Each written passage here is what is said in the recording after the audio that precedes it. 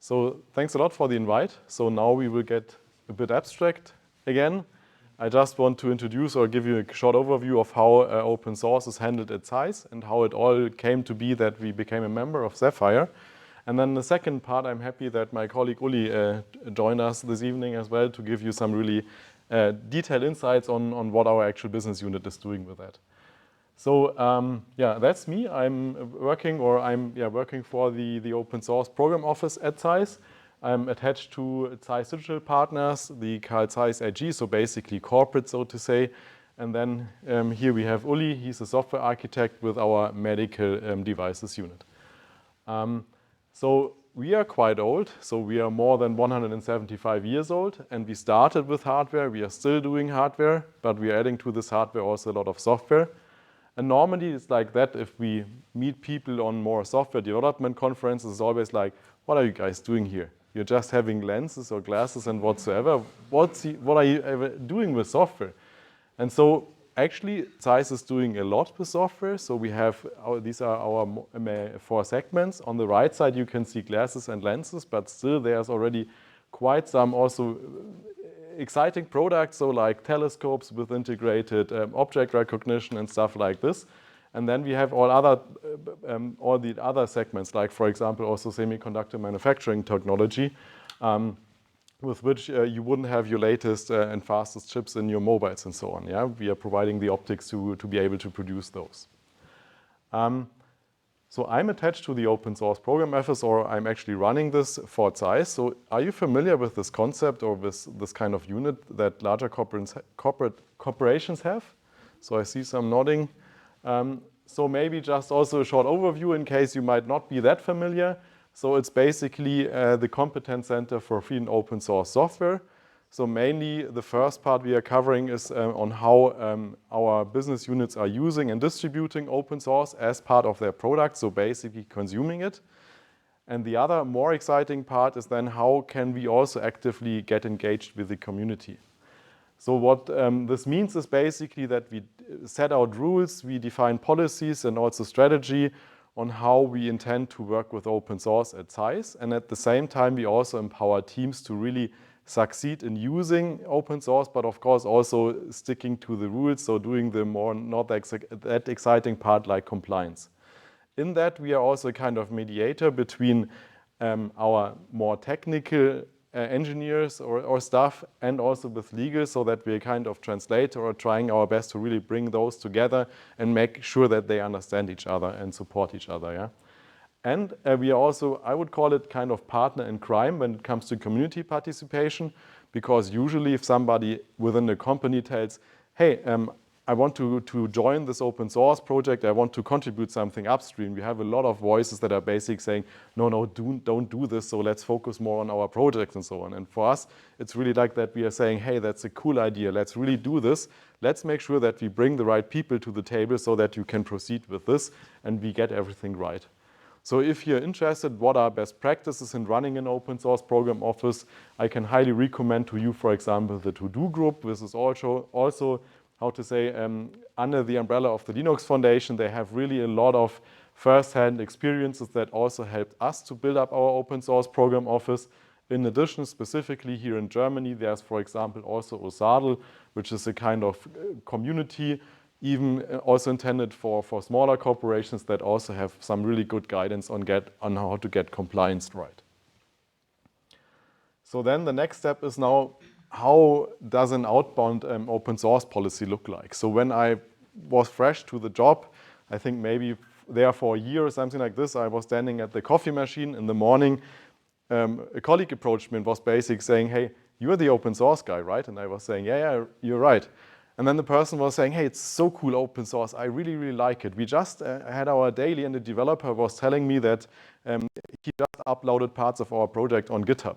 And I was just like, oh, okay, and I suppose you talked about this and whatsoever. No, he's an experienced open source developer, so he just did this. And so this was one extreme. The other extreme was then that there was another, I think it was a team lead or supervisor, and he was also coming to me and basically saying like, look, I had 2 engineers. They had fixed bugs in a very important open source component, and they wanted to give it upstream. But then they were asking me like, am I allowed to do so? And I wasn't really sure. So I was also asking my supervisor and my upper manager and so on. And so this was somehow getting from one level to the next. And I mean, then we had been at the stage where the question was more like, what is open source? And so it simply stopped there because it wasn't clear, okay, who's allowed to contribute or not. And so this was clearly, we saw the need that we need to have some kind of outbound open source policy. And so looking at the time, just some elements what we usually do. So have integrated in such an outbound policy and what we can highly recommend to probably do a similar approach. So I mean, nowadays we are all working more in a hybrid way. So it could be that maybe in 1 hour I'm working for my company, the other hour I'm working more on a hobbyist project. Yeah. So of course, when you're doing your hobby projects, it's not regulated by us. So of course, that's also why you're doing the hobby, because then you can finally do what you like to do and don't have to follow the rules of the company. Yeah. So this is the first thing which we try to somehow define on what is actually work context. So either you're in working hours, it's related to what you've learned or done within the company, or you are somehow already participating in the project as a Zeiss identity. These are examples from our side. Then, of course, to contribute or join an open source project, you should have evident business reasons. So on one hand side, that this is also really beneficial for us as a company, but also if we open source something, there should also be some use to the community. So it's not like just putting your source code in front of the door and hoping that others will fix your bugs. Yeah? So it should really be about, okay, this is really something where others can also benefit as well, and so they will join this project. Then it's, of course, also important that we somehow try to take a look, is this really some differentiating knowledge? Is it somehow our competitive advantage? Because, I mean, if we then would share this, then maybe it could sooner or later get dangerous to our company. But on the other hand, there are so many things that we just have in common and where we simply can join forces even with our strongest competitors. And so this is important just to highlight on, okay, what are the differences? Where can it be dangerous and where should it be considered carefully if we want to go open source or not? Then also what matters is the code size or contribution type. Yeah? So for fixing bugs, we really want that our engineers can do this right away without having to ask anyone. Because normally the danger that you are somehow, sharing our secrets with the community or so is close to zero, because you are simply just fixing bugs. So there's nothing that's special to Zeiss. Yeah? And we don't want to have any bureaucracy like searching for a supervisor that can finally confirm that you are good to go. But of course, if you then intend to open source an entire product, of course, we should quickly check, okay, so are these our crown jewelry, like our secret optical formulas or whatsoever, that of course we don't want to get public, yeah? And then, of course, what is also very important is that we have some trainings just to increase awareness with our employees and also have some actionable guidance. Yeah? It shouldn't just be some formal policies that nobody really enjoys to read or has an ability to understand. It should be really clear steps that you can follow. Okay, and so with that, also there was some day that we have been, so us joining Zephyr was not like, for example, me or somebody was saying, hey, that's a cool project, maybe you want to look into this. It was more like we have been approached by our business unit, Meditec, basically saying, hey, we really want to join this project and we want to use it in our products. So can you please help us get this going? Yeah? And so it was only then us who simply helped like getting the right people on to the table, like our patents guys, our legal guys, the head of departments and so on, just to make sure that everyone was agreeing to what we have been doing. And I mean, then it was also kind of slightly complicated for, how to say, the classic workflows we have for purchasing, like, okay, joining Zephyr means that we need to sign a membership and also pay membership fees. And like, okay, now we are giving money, but we don't get any goods for that. So that doesn't work on our processes. So this was also then some challenges. And there I'm also really grateful for the entire Linux Foundation or Zephyr stuff, because I had really the feeling they would even have printed us the contract in Zeiss blue, so simply that we got it right, yeah? So this was really amazing because we had so many changes, then the address was wrong and whatsoever, and this was really so helpful to get this right. And I mean, currently, we are now trying to really spread the news also over segments. So I'm really happy about our colleagues that are also having internal open office hours simply to explain or show this project and what they are doing to also other business areas so that they also consider joining these efforts and simply using a really amazing or fascinating project. And so with that, I'm now handing over to Uli to share some insights from our medical department.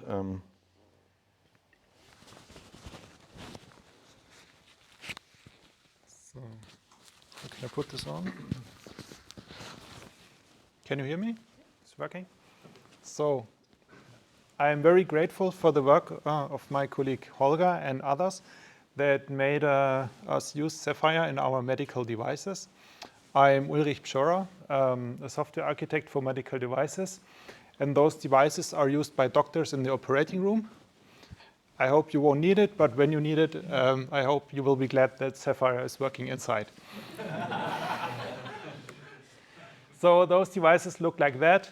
We have touch screens, we have user input buttons, we have axes that move, we have video, and usually it's a mixture of different technologies. We don't just have embedded devices, we have maybe Windows machines, we might have FPGAs, we might have Linux machines, so it's really a mixture of different technologies, and in general, it's an industrial device consisting of several other devices.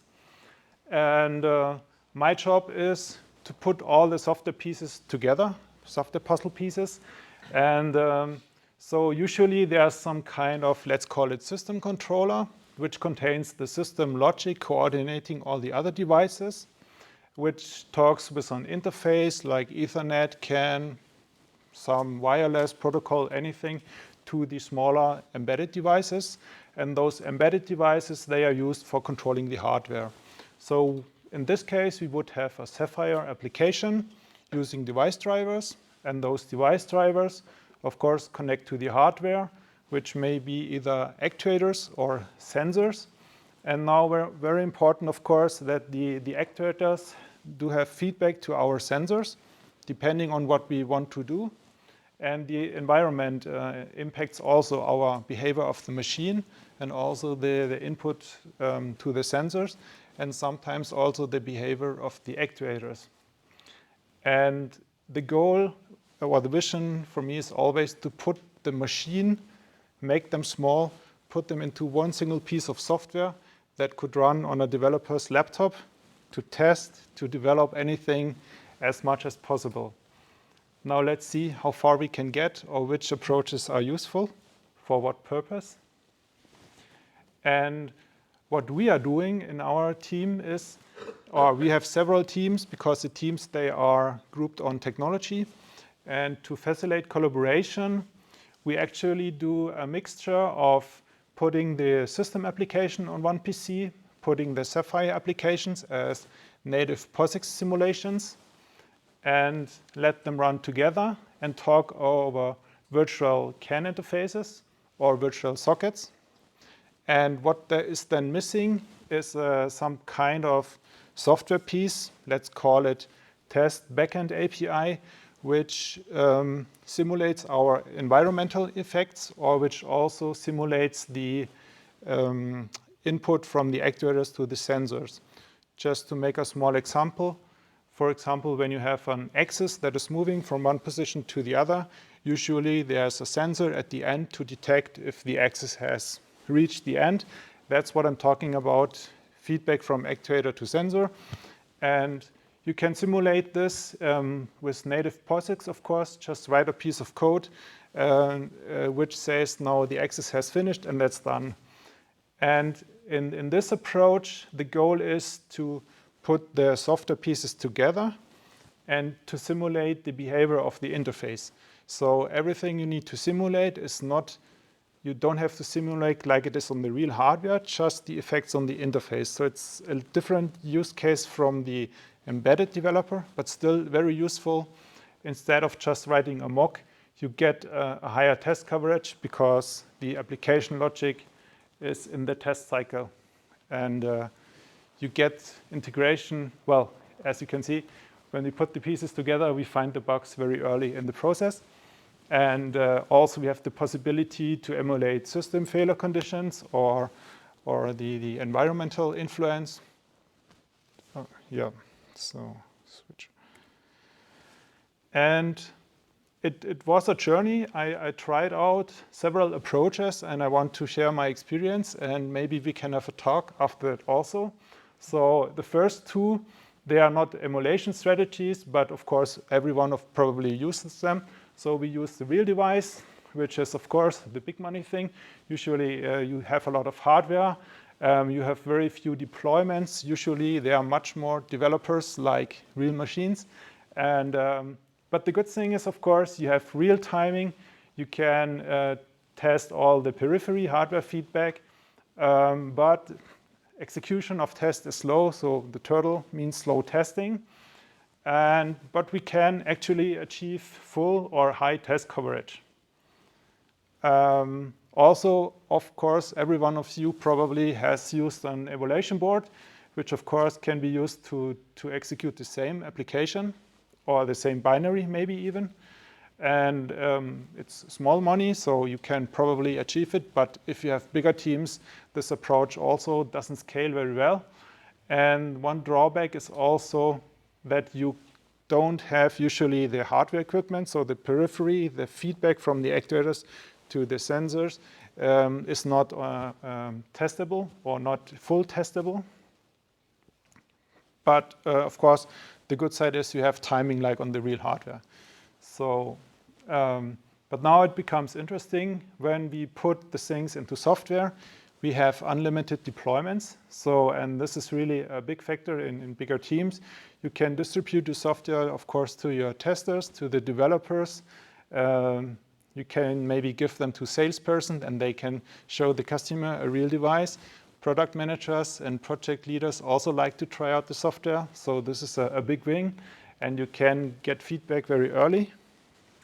And by doing a full chip emulation, you can, with QEMU, emulate the processor on your PC.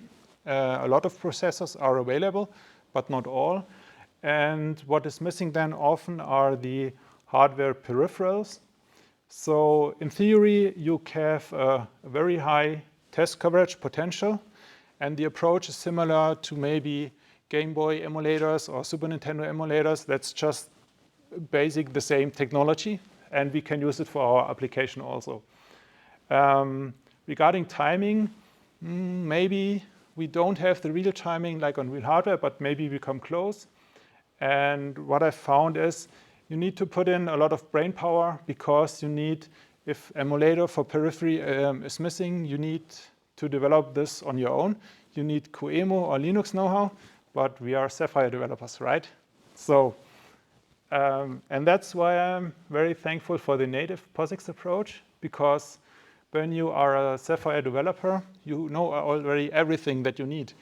Just make a port from your application to native POSIX, get the application logic run, and simulate the periphery just as much as you need it. And the goal is, as I said, the logical emulation of the interface, so we don't have to be very close to the hardware. We can be, if you like. It's just how much effort you want to put into it. And the execution is also usually very fast, so put it in your CI.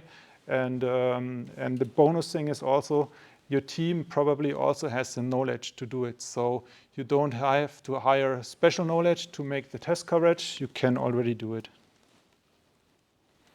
And well, if you haven't yet already started with this, I'm sure you all tried out maybe the famous Blinky example, which is the very first basic thing.